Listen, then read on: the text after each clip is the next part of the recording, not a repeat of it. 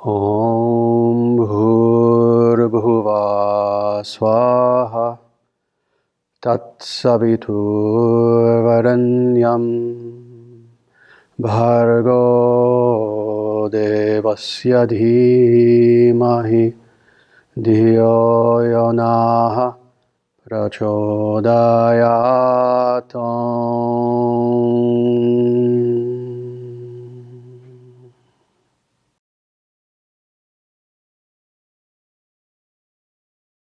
Thank you so much for being here. And the talk that I'm going to be giving today is actually a very important one. It is going to be certainly the most philosophical of the 4 talks that we'll be doing in this series, because what it's going to be covering is something that is fundamental to understanding spirituality itself, and in fact even more than just spirituality, reality itself. And this is the concept known as Dharma. Now, before I go any deeper, let me just ask people, who here has heard the word Dharma before? Just raise your hand, please, so I can see. Very good. That's very good. The vast majority of people have heard this word before.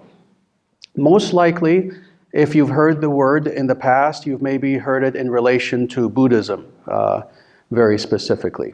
And in actuality, that is kind of a later development, Buddhism itself being a later development. The concept of Dharma itself is actually something that predates Buddhism by an infinity of years. There is no time within the context of human history in which the concept of Dharma came into being. It's something that in itself is, in fact, an eternal concept. And we're going to go a little bit deeper into exactly what is meant by that and why this is of significance a little bit later. But first, again, this is a concept that is extremely important. In fact, I would say, and I've written a 500-page book showing this, that Dharma is in fact the most important concept in the history of human thought. And yet, despite that fact, interestingly, it's a concept that, other than having heard the word, and again, maybe associating it with, oh, is that Buddhism? Most people really don't have any idea of what the term Dharma actually means. So what we're going to be doing today is indeed going very deeply into precisely what is meant by Dharma. And we're going to do this both philosophically, but practically as well. Because the truth of the matter is, while Dharma is a very profound philosophical concept, more importantly, it has to do with every single person in this audience here today, has to do with every single human being you know, has to do with every living being in creation. So, let's go a little bit deeply into this. Before I do, I just want to give people a little bit of a scenario. And that is this. Who here has not done this in the past at some point or another, maybe even to this day? And that is, looked around yourself, and maybe especially if you're in the countryside, if you're camping or someplace very deep in nature, where you're away from the city, and you look up and you see the almost infinite sky of stars that are out there. And who here has not begun to question, what is this all about? What is this that I find myself in? You know, it's interesting, most of us, we keep our minds so busy to the point where to come to that point of once in a while just having stillness and actually questioning, all right, when I open my eyes, why is there something instead of nothing? There doesn't have to be something, and yet there is. Why is it that I hear sounds? Why is it that I'm capable of interacting with all these things that are outside of myself, and then more? Who is doing the interacting? In other words, who am I? Who is this person? Who I am? And I can go on and on. There are so many deep philosophical questions, fundamental philosophical questions, that almost every one of us at one point or another has asked. Well, when we indeed look at the cosmos around us, really there are only 2 answers, 2 broad answers that we can come to as to why this is here. What is the meaning of it all? The first answer is this. The first answer is what has become, unfortunately, the predominant answer of modernity. And that is this. Why is this all here? No reason. When I look at the cosmos around me, what do I see? Oh, I just see physical mechanical forces in play. I see matter crashing into matter, and as a result of some of this matter crashing into some other matter, we have things, and we try to ascribe meaning to those things, but in actuality it's all meaningless, and eventually I'm going to die and stop asking these questions. That's the first answer that sadly a lot of people will come to.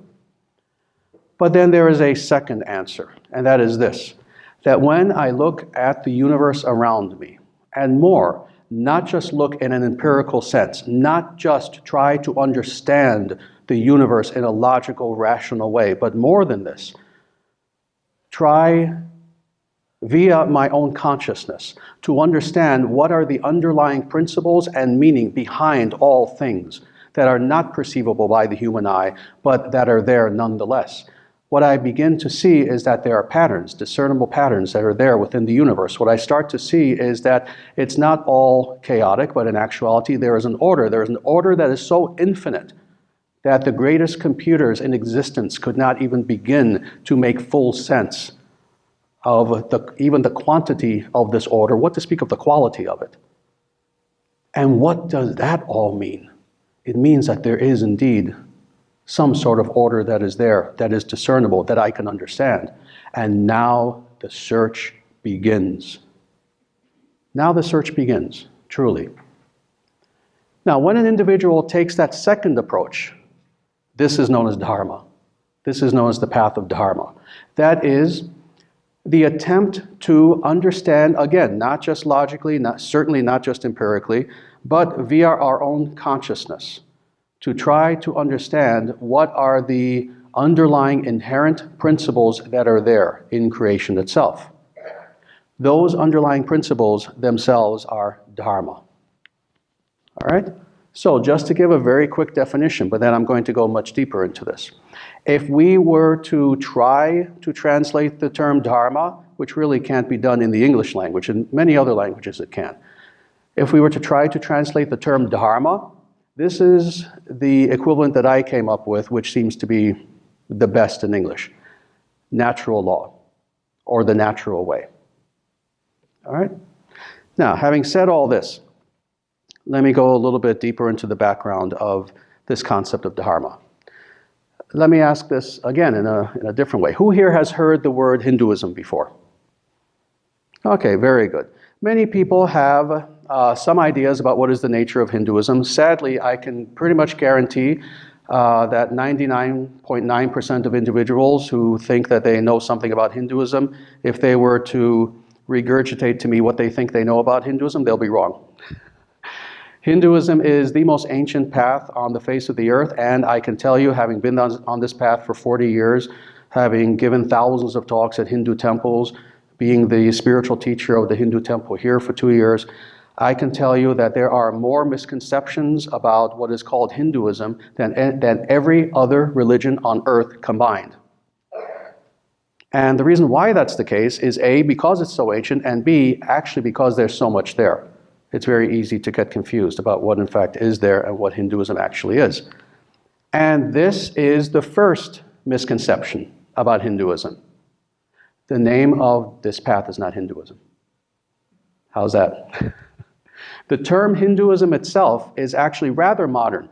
I've traced it back to approximately 300 or 400 years. The actual name for this path, as is found in the scriptures of this path, and as individuals who are followers of this path, so for example, Professor Nayak can very much confirm this. Anyone who was born within this path can confirm. The actual name of this path is what is called Sanatana Dharma. Correct? Sanatana Dharma. So what I'm going to be talking about today is precisely Sanatana Dharma. Now, I've thrown another word at you. So let me explain what this means. And in understanding the meaning of these two terms, we will begin to understand what is meant by Dharma. First of all, the word Sanatana itself. It's a very interesting word. It means eternal. Eternal. That which has necessary existence. Now, that having been said, for most individuals in the Western world, of course, when we think about eternality, what do we tend to think of? We tend to think of a unidirectional sort of concept. That is, what does it mean to be eternal? Well, me, having popped into existence somehow, I'll never cease to be. That's kind of what we think about with eternality, correct? Now, interestingly, this is not what is meant by the term Sanatana. Rather, it's a deeper and more profound concept of eternality. It's actually bidirectional, not just unidirectional. In other words, yes, it is the case that X thing being eternal, it will never cease to be, but more than this, of necessity being eternal, it never came into existence. It has what is called necessary existence. In other words, it cannot but exist. All right? This is what is meant by Sanatana. So, talking about this concept again of eternality in the sense that I just described it, as bidirectional, not merely unidirectional. What would fall under this category? Well, there are several things. First of all, God. God has necessary existence. In other words, it's not that God was born 100 billion, trillion, keep doing that for a long time, years ago. Oh, but since he exists now, he'll always exist. No. It is the nature of God that God transcends the time factor, that God transcends temporality itself. Thus, for this reason, God has necessary existence. But more, not simply God alone, but all that which is also of God's nature. Thus, Dharma itself is eternal. That is, God's laws are eternal. They don't change in accordance with whim or whatever is the newest YouTube video that tells us, oh no, let's go in this direction as opposed to that direction. Rather, Dharma is something that is eternal. God's laws are eternal. And more, and this is where it gets especially exciting and personal, we are all eternal in this truly meaningful sense. Never was there a time when we came into being, and never shall there be a time when we shall cease to be. We ultimately are eternal beings. Not our bodies. Not our bodies, we know that. We all have an age. And we all know that we're going to die eventually. That is the nature of this world, that anything that comes into existence that is of material nature will eventually go out of existence. This microphone, this podium, this building came into existence at one time, but eventually it will go out of existence. Hopefully not a long time, and hopefully while we're not in it. But it will eventually go out of existence. But we do not. We, the living being who is within. So this is what is meant by Sanatana. The concepts I'm going to be explaining to you are not only upheld in what is called Hinduism or Sanatana Dharma, but by most of the ancients, and that includes in the ancient Western world as well. So Aristotle, for example, very much believed in what I'm about to say, and that is anything that has existence has an essential attribute. Now, what is an essential attribute? It is that thing that makes it what it is. See, everything has attributes, you know? I have attributes. I have long hair. You can say, I'm wearing white right now. These are not essential attributes, however. I can shave my hair off. In fact, at one time I did have a shaved head. I can have my hair long, short, etc. It's not essential to who I am. Get rid of my hair, I'm still me. Change these clothes, I'm still me. But my personality, my soul, who I truly am within, that's essential to who I am. You can't change that. If you change that, I'm no longer me. Well, in the same way, everything in existence has an essential attribute. Water, H2O, water. It has an essential attribute of wetness. Remove wetness from water, and what will you have left? Not water, not something that's drinkable, but something that has altered it to the point where you will then have to call it something else. You won't be able to call it water. In the same way, look at fire. What is the essential attribute of fire? Heat. Heat. So if you have something that you're claiming as fire, and I can put my hand safely in it and not even feel anything, it's not fire. Remove heat, however, from fire, and what do you have left? It's not fire, it's something else. It's a light. Call it something else. In the same way, everything in existence has an essential attribute, that thing which makes it what it is. Now, we can understand this when it comes to individual things, individual objects. So on the microcosmic scale. However, on the macrocosmic scale, there is such a thing known as the cosmos. And the cosmos itself has an essential attribute. It has that thing which, even though undiscernible by the naked eye, if you remove that thing, the cosmos is no longer the cosmos. That is what is known as Dharma, the Dharma of the cosmos itself. So these are, in speaking of Dharma, Dharma consists of those natural laws that are inherent to the very structure of the cosmos itself, which, if we wish to live a life that is natural, meaning in accordance with nature, in accordance with natural order, divine order, we live in accordance with these principles of Dharma. And then conversely, if we want to have a life that is pretty much guaranteed to be unhealthy, to be unhappy, to be unfulfilling, to be devoid of meaning, etc., then we follow a life that is what in Sanskrit is called adharma, that is not dharmic. That having been said, given the rampant materialism, consumerism, commercialism, and rampant meaninglessness that is found among the denizens of 2018 America, would you say we've been following Dharma or Adharma? But just several things I want to mention, again, talking about Dharma. And one important aspect is the universality of Dharma, what I was mentioning just a short time ago. When we speak about Dharma, we're not talking about a sect. We're not talking about, the Presbyterian Church versus Reform Judaism versus this versus that. Rather, what we're talking about is something that, again, is a philosophical concept, a concept that one can either accept or reject, that is human freedom. But it is nonetheless a philosophical concept that has been found throughout time and through hundreds and hundreds of multiple cultures throughout the world. And especially in the ancient world. If we were to go back to the ancient world, we find the concept of dharma or natural law everywhere. The concept of dharma is found everywhere in the ancient world. In the ancient Pali language, that is the language of Buddhism, especially Theravada Buddhism, it is known as dhamma. In ancient Greek, physis. In Avestan Persian, this concept is known as asha. And you can feel free to look these terms up and you'll see that they all literally mean the same concept, natural law, dharma. In ancient Egyptian, ma'at was the same concept. In Chinese, Dao. Who here has heard of Taoism? Dao De Ching.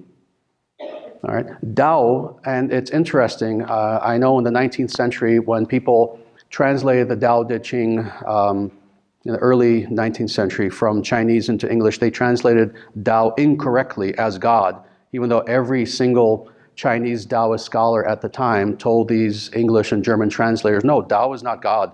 No, Tao is the natural way. Tao quite literally means Dharma. It means the natural way. Okay? In Japanese, Do, and sometimes To, as in Shinto, the way of the spirits, the way of the gods. Interestingly, and this was something I found out, maybe 20 years ago. Is there anyone Lithuanian here? Lithuanian? No? Okay. Reason why I ask is because in the Lithuanian language, the word for dharma is darna. How's that for close? Darna.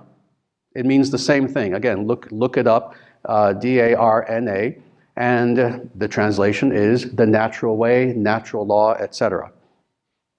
In Latin, liga natura. Liga natura means, again, natural law. Among Native Americans, every single tribe, approximately 300 Native American tribes in North America, all have a word for dharma, for natural law. So again, what we are talking about is not something that is sectarian in nature, but rather something that applies to all beings, regardless of their present culture, their religion, etc. It's something that is philosophical and quite scientific in the true meaning of this term. I want to give a few examples of what are some of the laws of Dharma. What are some of these natural principles that exist? Because people will tend to talk about this in a very general way. Dharma means natural law. Well, that's nice. What are some examples of these natural laws? Well, here are some of them. And again, for those individuals who want to go truly deeply into what is Dharma, as you leave after this talk is over, please stop by our literature table. You'll see a very large book that's there called Sanatana Dharma, The Eternal Natural Way. It's a book that I wrote some time ago, and it explains these concepts much deeper than we're capable of doing in this brief talk. So please take a look at that book when you have a chance and purchase that book if you want to go much deeper than we can right now. But these are a few, and just a few. There are really hundreds, if not thousands, of principles of Dharma. So I'm just going to cover maybe 5 of them right now, very quickly.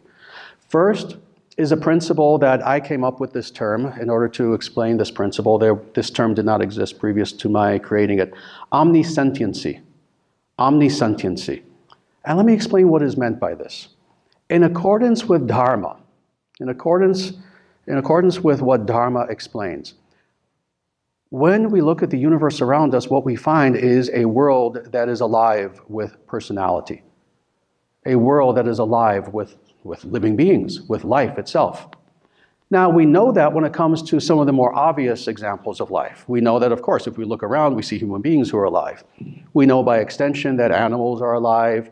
We kind of know that plants are alive, even though we tend not to think about that very much. But yes, they are alive. They are living beings. They have consciousness. They have soul, according to, again, our tradition, the Vedic tradition. They have consciousness itself. Consciousness is synonymous with life. There's no such thing as a thing that is living that does not have consciousness, according to the path that I follow. But more than this, everything that exhibits the qualities of life is considered to be alive. It's considered to be alive. And what does this extend to? Well, according to Sanatana Dharma, the sun is a living being. The moon is a living being. Mountains are considered to be living beings, and more. The earth herself is considered to be a living being. This is a concept that all the ancients, whether Greco-Roman or Chinese or Indian or any ancient culture that we can think of, they all agreed with this.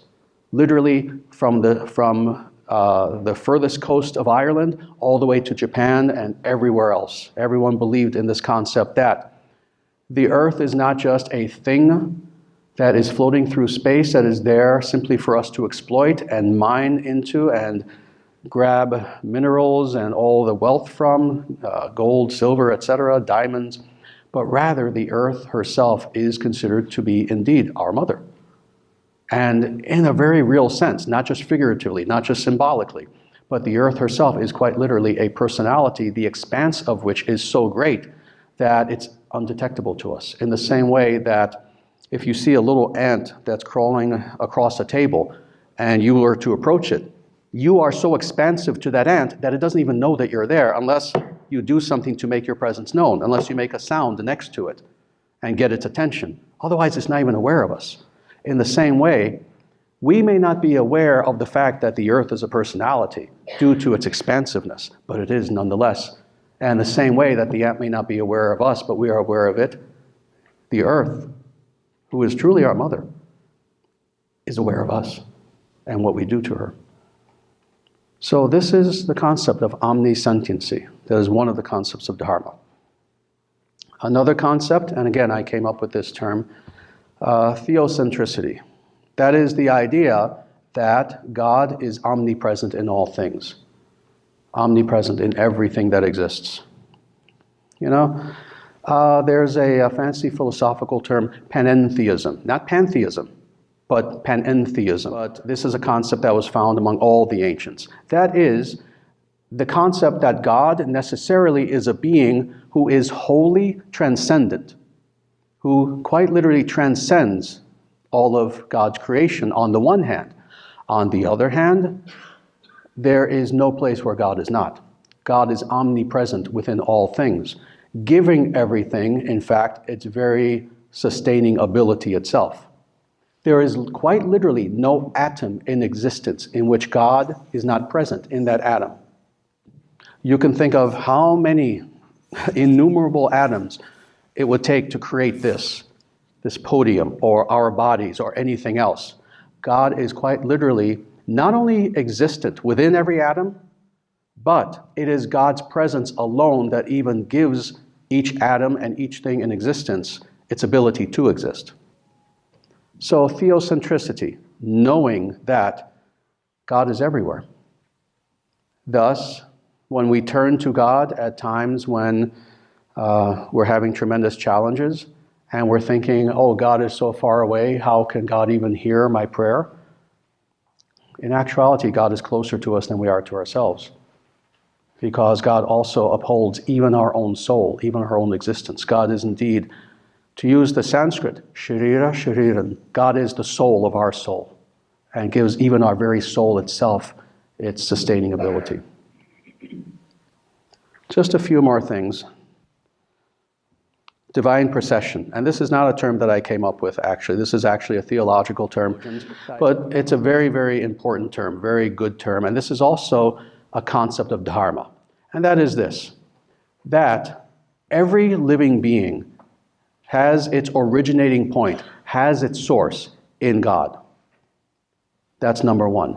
Number two, presently we are quote-unquote separated, not really, but quote-unquote separated from God. And we find ourselves in a state of illusion, in a state of thinking that we are alone in the universe.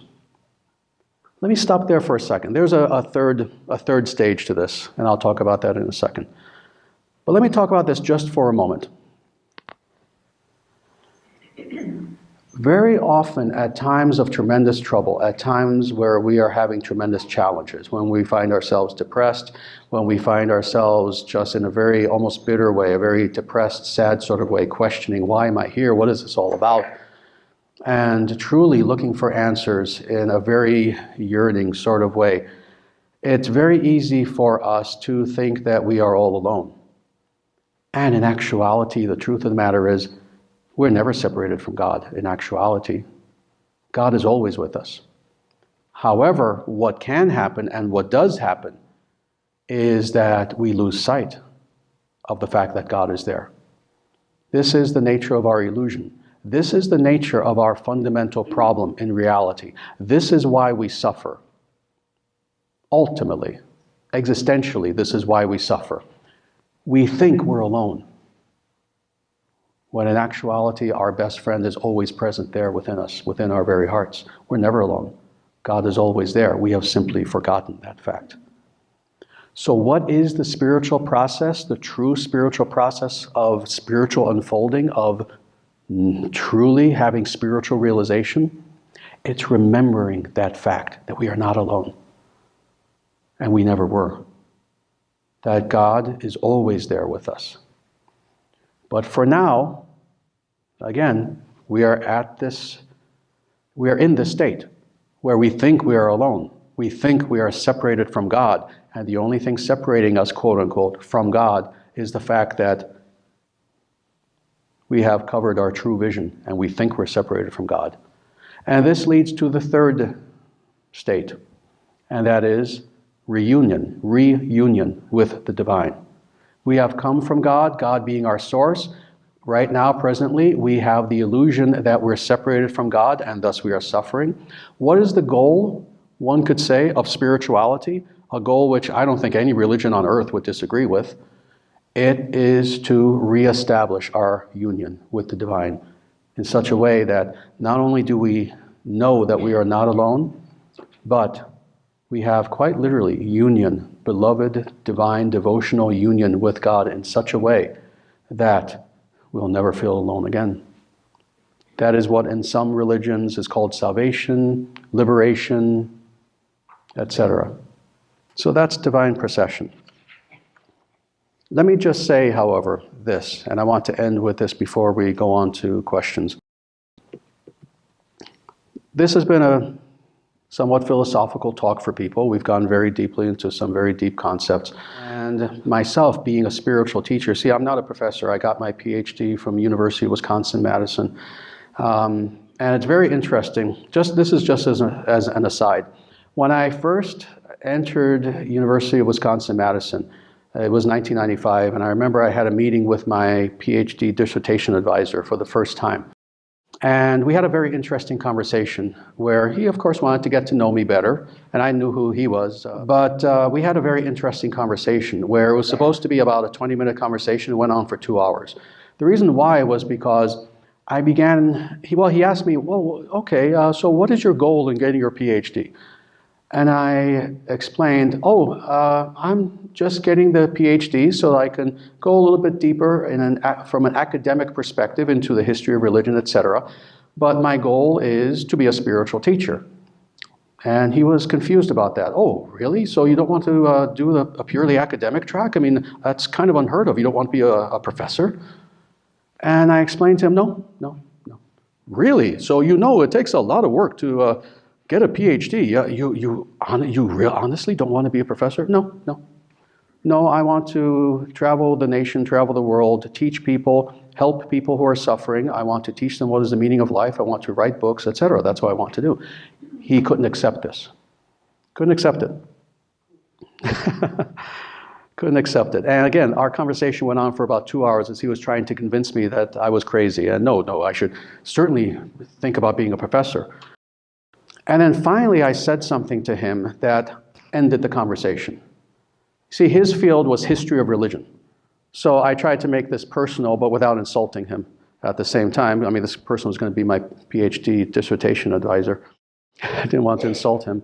But I said to him, Professor, this is what it comes down to. I am not interested in history of religion. I don't want to teach history of religion. I want to make religious history. At that point, the conversation ended, and he said, okay, I get it. So what is the point? The point is we've been looking at the concept of Dharma from a somewhat academic, philosophical perspective. But more importantly is to understand this from a radically personal perspective. Radically personal perspective. For that matter, philosophy, for that matter, intellectual thought should be personal, actually. And if it's not, if it's something that is merely academic, it's kind of a waste. Because it hasn't changed our lives, hasn't given our lives true, profound meaning that will make us a better person. Then that is all that really matters, is being a better person. What is the highest concept of Dharma? I'm just going to cut to the chase and tell you what this is. Dharma, first of all, I've described it as natural law. I've described it as natural order, the natural way, etc. What Dharma in actuality is the grace of God solidified in the form of natural law. Dharma is the grace of God, which, if we follow natural law, if we understand what this is, we have the ability to transform ourselves in such a way that we can then open ourselves to God's grace and know God.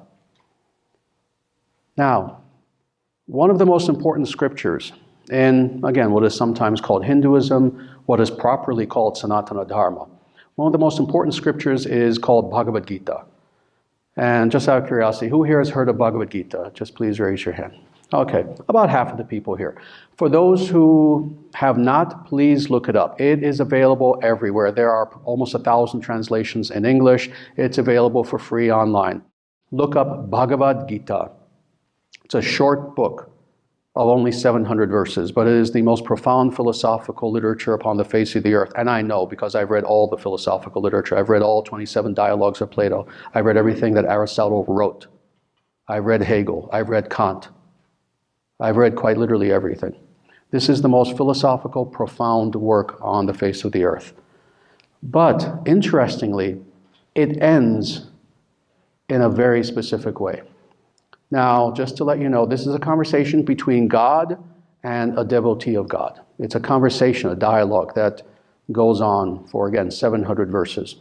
But then, the way that God ends his teaching to this devotee of his is by saying, Sarva dharman parityajya mam ekam sharanam vraja aham tvam sarva pabhebhyo mokshayishyami ma shuchaha. He says, abandon all forms of sectarian religion.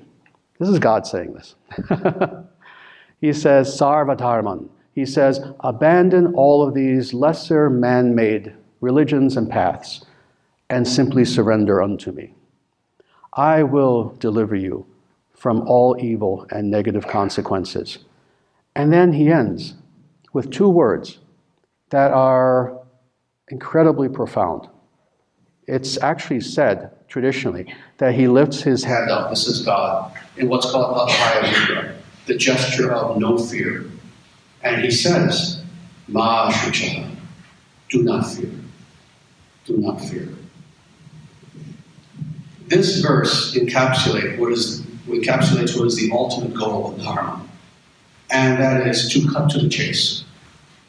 To not drown ourselves merely in intellectual philosophical pursuit, not merely in sectarian theological speculations, but honestly and fearlessly to surrender ourselves to that which is our source, and thus all of our ultimate well-being.